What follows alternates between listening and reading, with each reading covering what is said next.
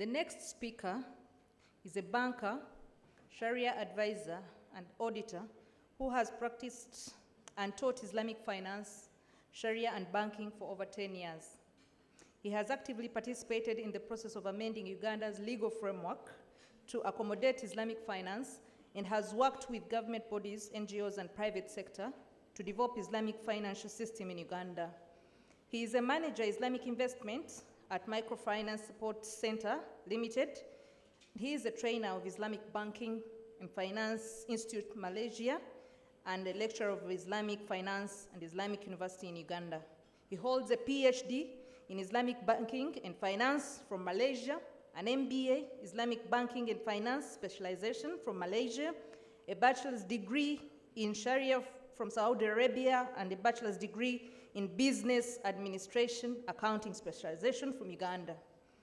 He is a certified Sharia advisor and auditor of Accounting and Auditing Organization of Islamic Financial Institution from Bahrain. What a CV. And for me, I proudly call him my OB. Welcome, Dr. Lujja Sulaiman.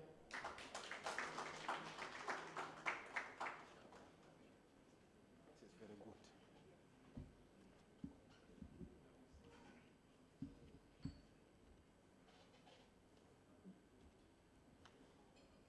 The chief guest, Haji Honorable Haruna Cheine Kasoro, Minister of State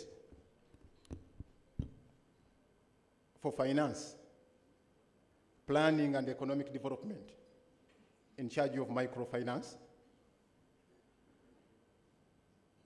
Mr. Bob Barijie, Registrar of Cooperatives, Ministry of Trade, Industry and Cooperatives, who has been represented. He will be represented here.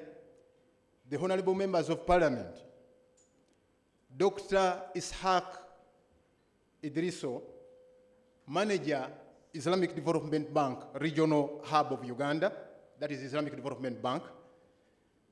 The board members, management, and members of Hijaz Saving and Credit Cooperative Society, Hijaz Community Circle, the media fraternity, the distinguished guests present at this occasion, and those attending via online channels. Ladies and gentlemen, Assalamu alaikum wa rahmatullahi wa barakatuh.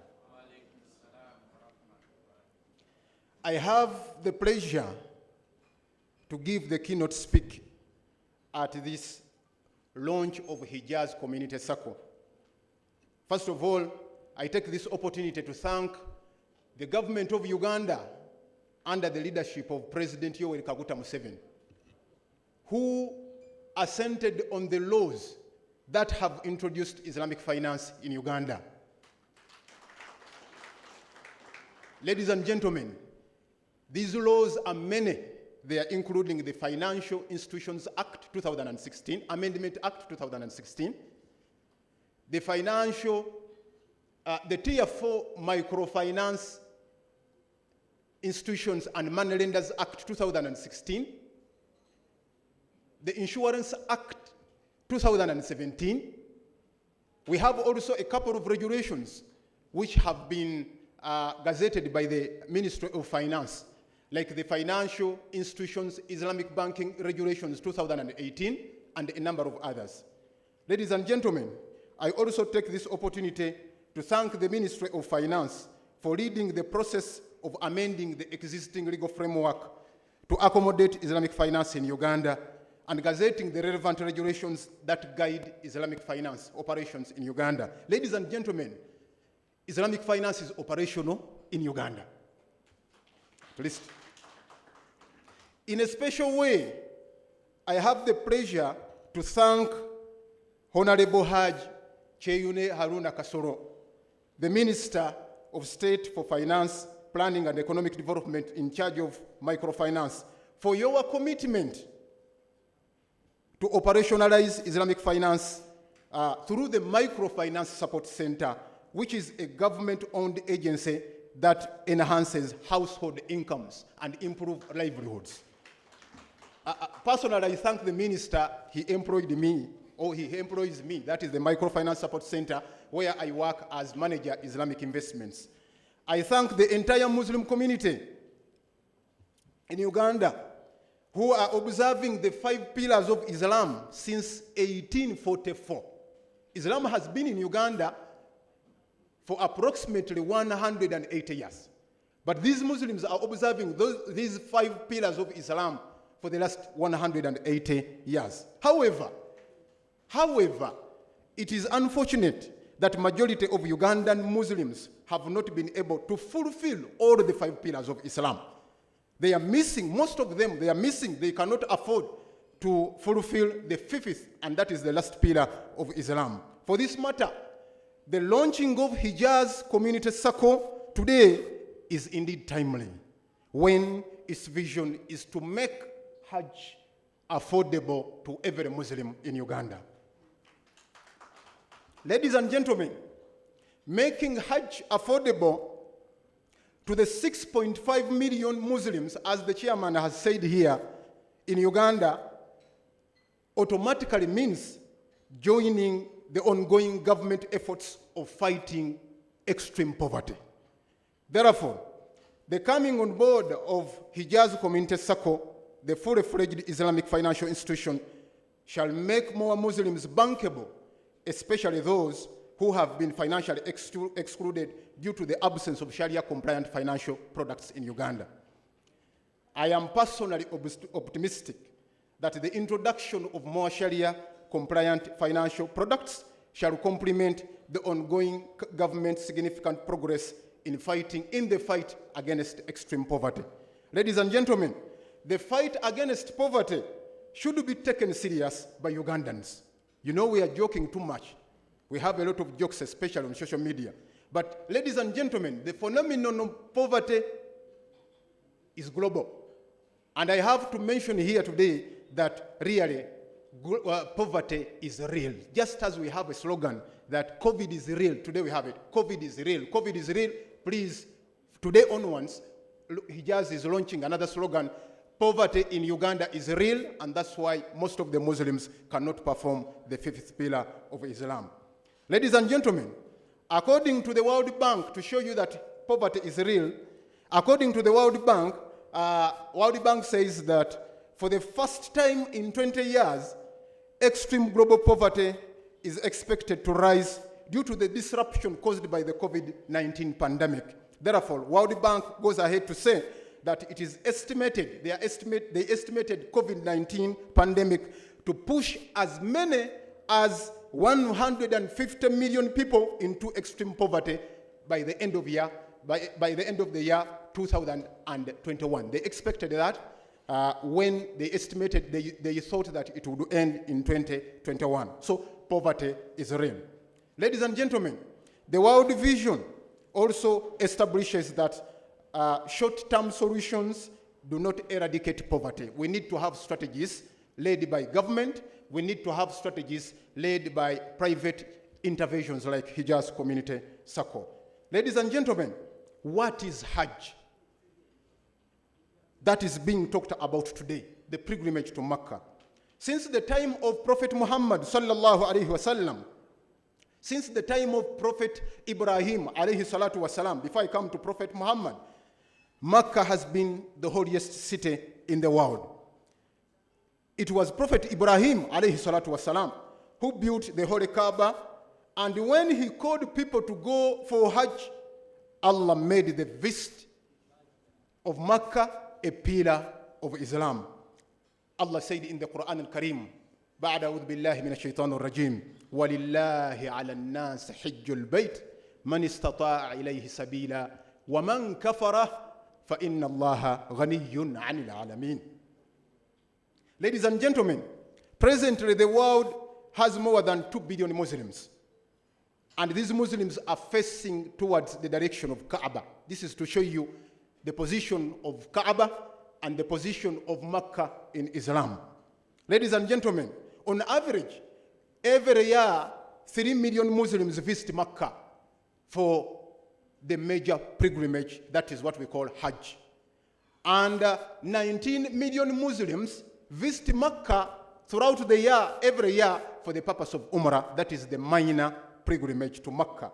Although Hajj and Umrah are the ever largest congregation of people in the world, many Muslims have not visited Mecca, yet it is a pillar of Islam. And there are mechanisms and methodologies that have been proven world over that they can bring solutions and everyone can afford to go for Hajj.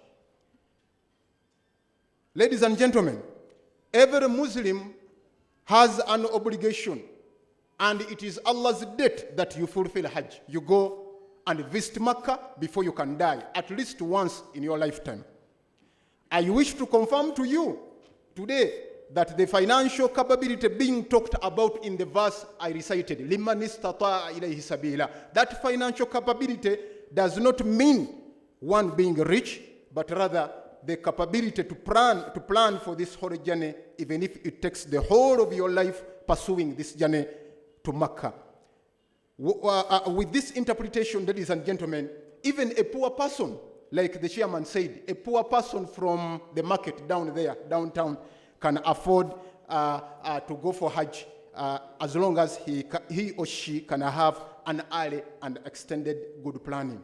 The intention of Sharia in making Hajj obligatory once in a Muslim's lifetime is to test whether you would put this journey on your lifetime agenda together with other priorities. Ladies and gentlemen, we very well know today that a person can have priorities in his life, like having a good car, like having a good house, not shelter, having a good house, and you fulfill all these requirements. Having a second wife for Muslims, because it is acceptable. You will allow me, sisters, to mention it because you don't like it, I know. But having a second wife, all those are priorities. All those are on your menu. But you can find someone fulfilling them and leaving the fifth pillar of Islam hanging.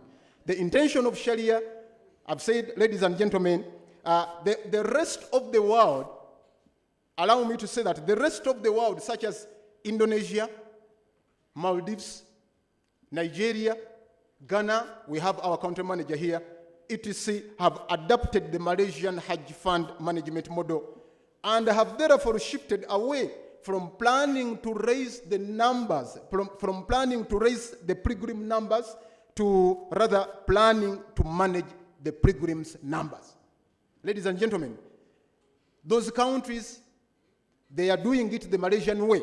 For them, they are now planning to manage the pilgrims' numbers, not planning to raise the pilgrims' numbers. In Uganda, we are planning to raise. Ladies and gentlemen, I was sitting there. I heard the statistics from the chairman here. He said in Uganda, less than 1,000 go to Mecca. And I saw it myself. Because I was in Mecca, I was in Saudi, as they told you, for 5 years, studying. I was seeing the numbers. I did not see 1,000 Muslims or pilgrims from Uganda. Yet other countries, they are having, as he said, Malaysia itself, it is having 31,000 and other participating countries. So it is a disgrace to this generation that Ugandans, we are supposed to have, as he said, we are supposed to have 6,000 pilgrims every year, but we cannot raise even 1,000. In a bid to manage the larger numbers of pilgrims, the Saudi Arabian government introduced the quota system. He mentioned it. Ladies and gentlemen, I'm a keynote speaker, so I have to bring the facts on the table such that we can be directed. The discussion can be directed. So now allow me, ladies and gentlemen, to introduce to you the quota system.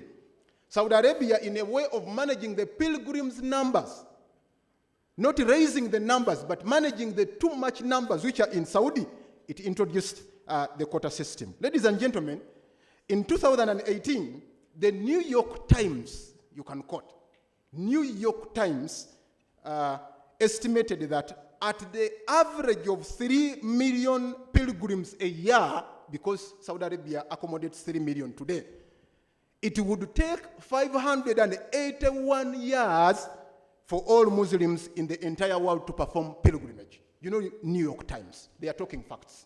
So that's why Saudi Arabia is shifting now to managing these numbers. Ladies and gentlemen, it is due to these facts that Saudi Arabia is lowering the restrictions on the quota system so that to accommodate more pilgrims, as we are approaching the completion of the the expansion of the grand mosques, توسعة الحرمين الشريفين, or توسعة الحرم المكي الشريف.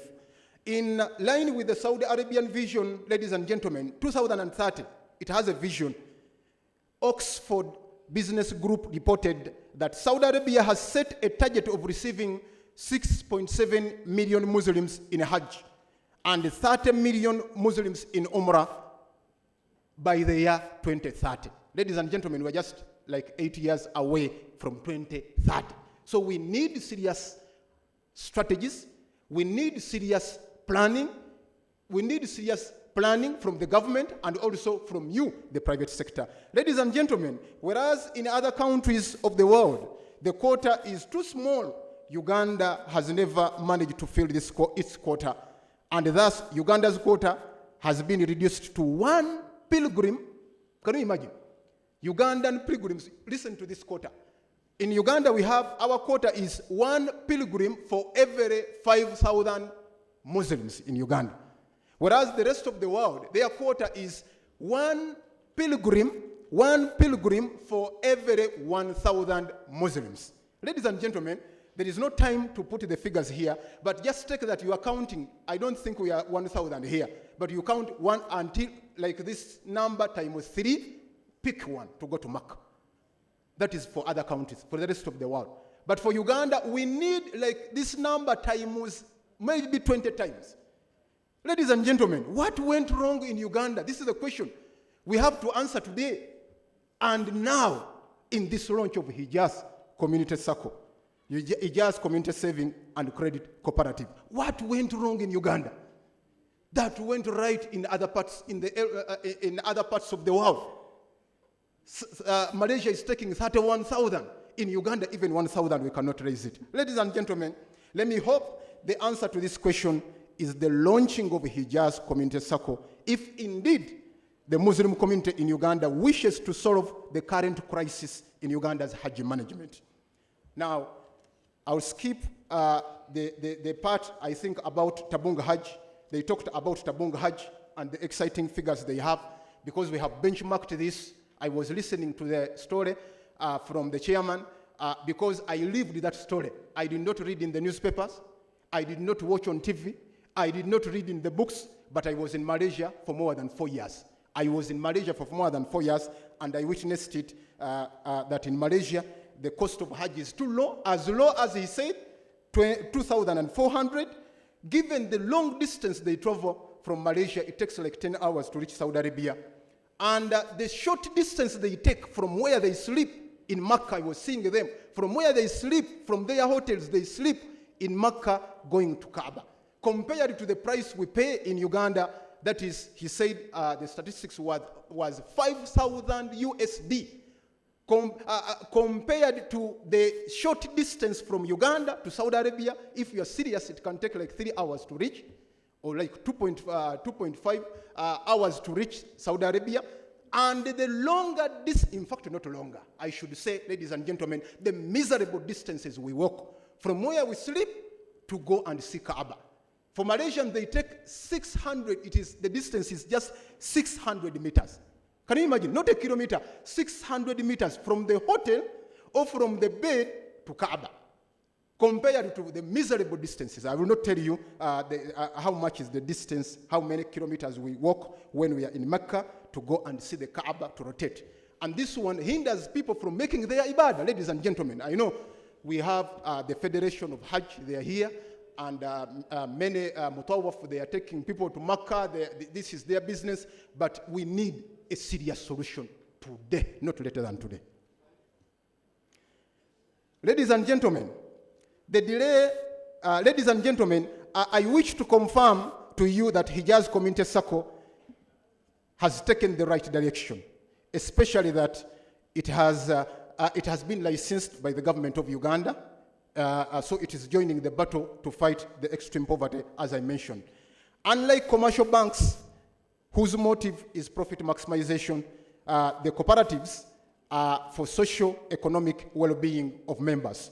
Due to the cooperatives and Islamic finance shared ideology, indeed, Uganda's Islamic finance deserves to be operationalized at the cooperative level first rather than commercial bank level. Ladies and gentlemen, the delay in operationalization of Islamic banking in Uganda at commercial bank level does not in any way mean that Islamic finance has failed to take off in Uganda.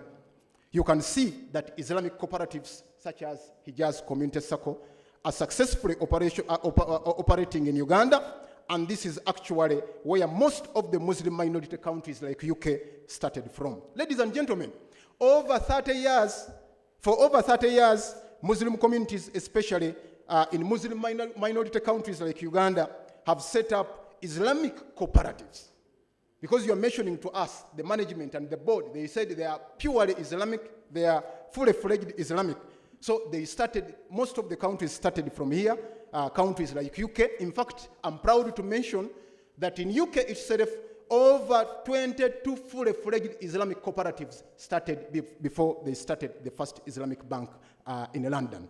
Ladies and gentlemen, I wish to confirm that the success story of Islamic cooperatives in Uganda is premised on government flexibility, willingness, and support for Islamic finance through the Microfinance Support Center. Ladies and gentlemen, as we also celebrate MSC's Microfinance Support Center's 20 years, because at Microfinance Support Center we are celebrating 20 years of financial inclusion this year, this very year.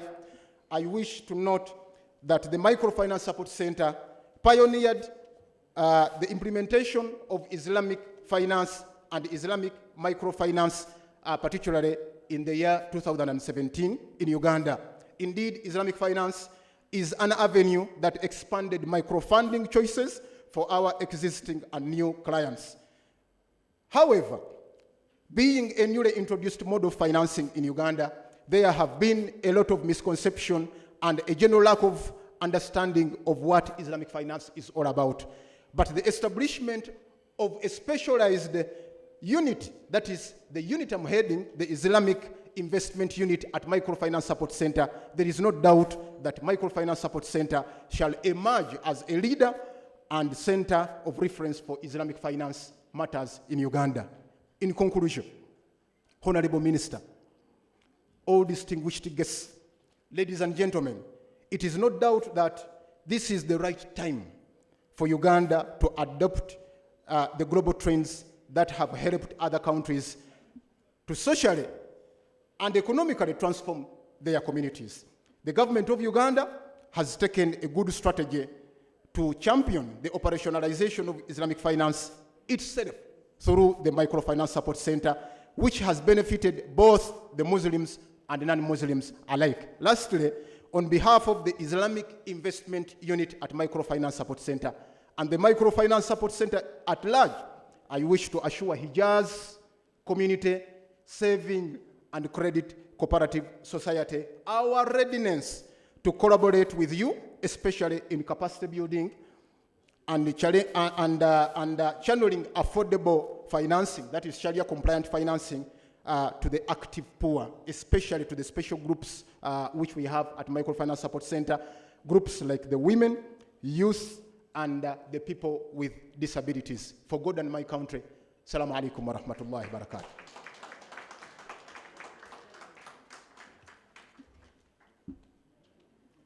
Thank you, Dr. Lujja.